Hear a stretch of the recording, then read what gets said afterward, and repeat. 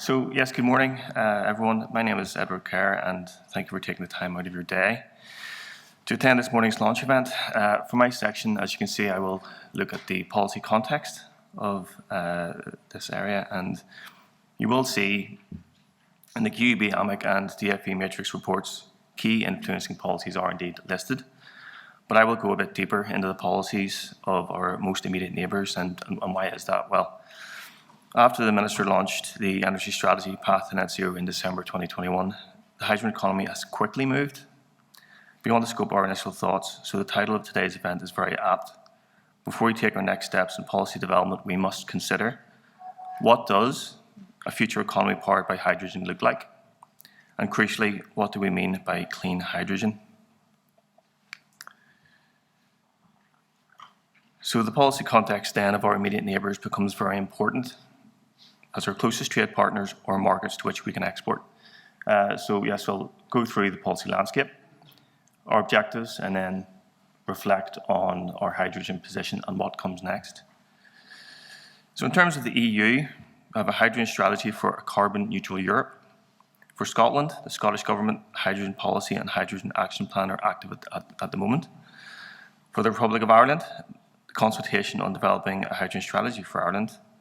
For Wales, a consultation on developing the hydrogen energy sector in Wales. And for the UK, we have the UK Hydrogen Strategy. And again, for the UK, the British Energy Security Strategy. Now, I've deliberately left those two strategies to the end just to reflect on them in a bit more detail. And in terms of where we sat initially, there are sections within the Northern Ireland Energy Strategy Path to Net Zero on hydrogen. Then also, we were working within the scope of the UK Hydrogen Strategy, but as I say, we've quite clearly developed beyond those. So, in a bit more detail then, and we'll just pick up some key figures from each of the policies around our closest neighbours. So in terms of the EU, again, the Hydrogen Strategy published in July 2020, a hydrogen strategy for carbon neutral Europe. In terms of scale, 6 gigawatts of electrolyzers powered by renewables producing 1 million tonnes of green hydrogen by 2024, rising to 40 gigawatt of electrolyzers powered by renewables producing 10 million tonnes of green hydrogen by 2030. Those figures are remarkable, the scale of the need. I mean, 2024, it's a very short period of time away, never mind 2030. And the expenditure and the need then is also reflected in the values being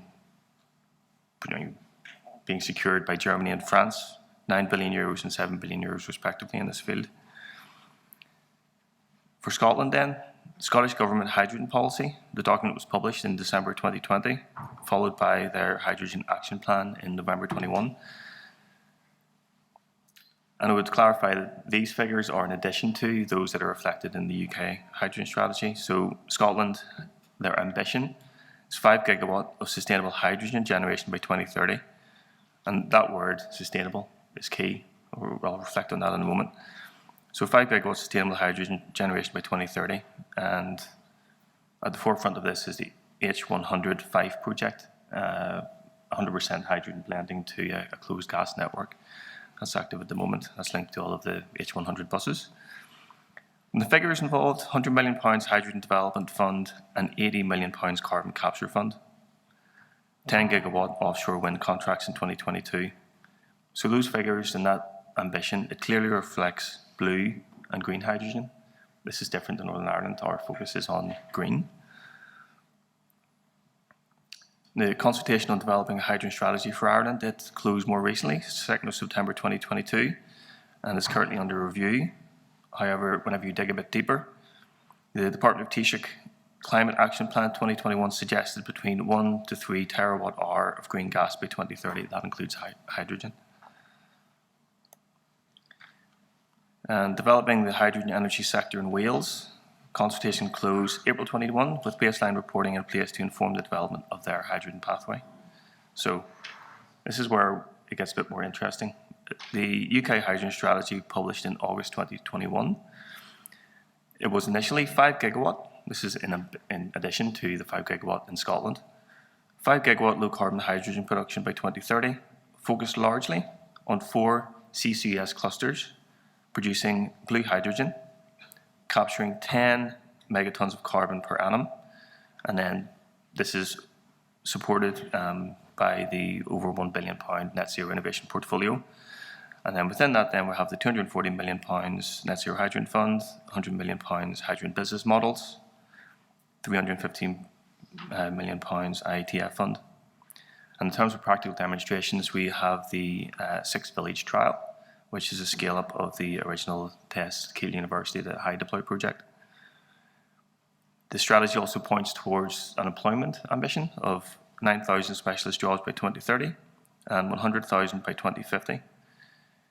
Green hydrogen and electrolyzers are included, but clearly this is entirely focused on blue hydrogen, industrial decarbonisation, because that is the nature of industry and GB.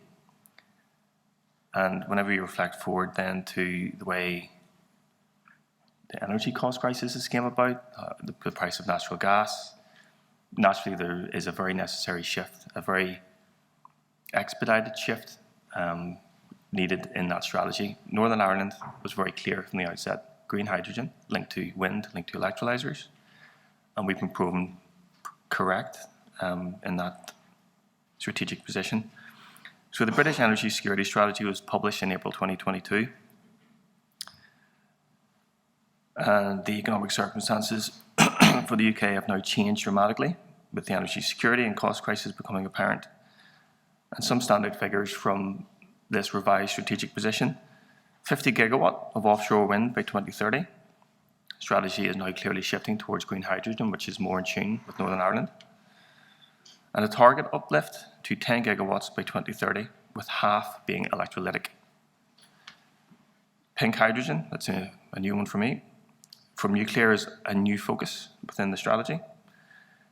And then a lot more details came through from BEIS with regards to the new hydrogen business models from 2025. That includes a possible hydrogen levy, certification scheme, and competitive allocation rounds.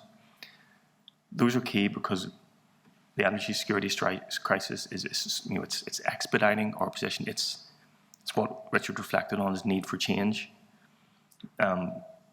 We want to respond more quickly to the energy security crisis, and clearly strategic position in the UK is now going towards green, it's going towards wind and alternative methods of hydrogen generation, and getting away from blue, getting away from carbon capture, because that gives us the issue of carbon sequestration. So the overarching strategic objectives from our energy strategy, as Richard said, was launched in December 2021. Deliver energy savings of 25% from buildings and industry by 2030. Meet at least 80% of electricity consumption from a diverse mix of renewables sources by 2030. We originally modelled 70%, and the figures were quite startling. But we're now pushing towards 80%, and it's an inspirational ambition, and it's now being set as a target in the climate change legislation. And reflecting on the overall job targets for the UK, we in Northern Ireland want to double the size of our core green economy to a turnover of more than £2 billion by 2030. The figure is probably, I'm not going to put Rachel on the spot, but you can easily say maybe 10 times that whenever you start going through the supply chain, the material side. The 2 billion is a lot bigger, so the scope of our opportunity is a lot bigger. And that's where we want to look on with the 10x economy vision, the many streams within it, the advanced manufacturing, materials engineering strand, the advanced jobs, the skills. There's much beyond that 2 billion, and it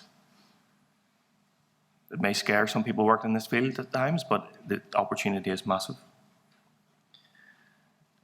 So don't be disturbed at that slide being necessarily quite blank. Our hydrogen position and what comes next. Well, to be frank about it, that is what today is about.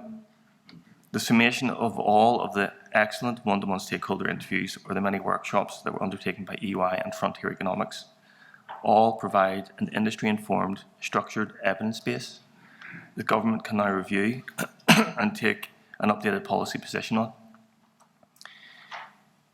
You can see the many diverse approaches from our closest neighbours to hydrogen generation and the scale of the volume of production needed, as I say, even just out to 2030, never mind 2050. We recognise that the opportunities in the hydrogen economy are increasing at pace, and we have passed beyond the umbrella of our energy strategy path to net zero.